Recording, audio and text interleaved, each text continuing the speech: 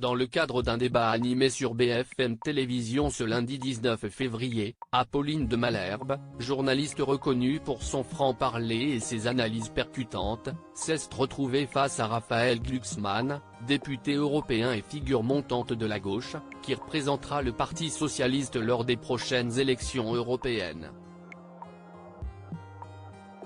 La discussion, centrée sur la crise actuelle que traversent les agriculteurs français, a rapidement pris une tournure inattendue.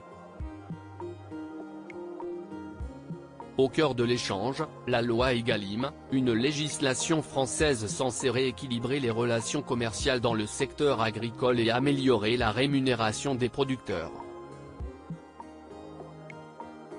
Cependant, comme l'a souligné Apolline de Malherbe, cette loi semble ne pas avoir atteint ses objectifs, se révélant être une sorte d'écran de fumée face aux enjeux bien plus vastes du marché ouvert européen et des négociations qui se déroulent en dehors des frontières françaises. Est-ce qu'il n'y a pas un problème structurel en Europe, d'avoir fait le marché ouvert, et des règles? En fait, à quoi servent encore les règles françaises? A alors demandé Apolline de Malherbe. Une question pertinente, à laquelle le compagnon de Léa Salamé a répondu, non sans humour, vous devriez être candidate aux élections européennes, parce que oui, c'est ça le problème. Gabriel Attal et Apolline de Malherbe, Rachida Dati et Gad Elmaleh.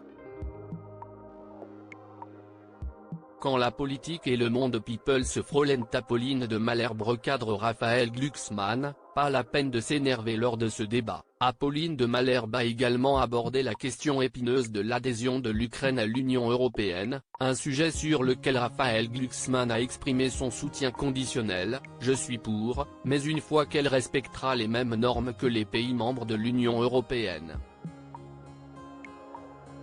Une contradiction qui a immédiatement interpellé la journaliste, lui faisant remarquer.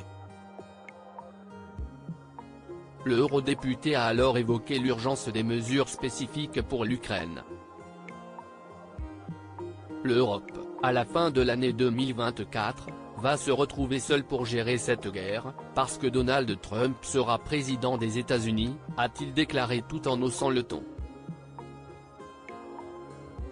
Pas la peine de s'énerver, l'a sèchement recadré Apolline de Malherbe, avant de recentrer la discussion. Crédit photo, capture d'écran BFM Télévision.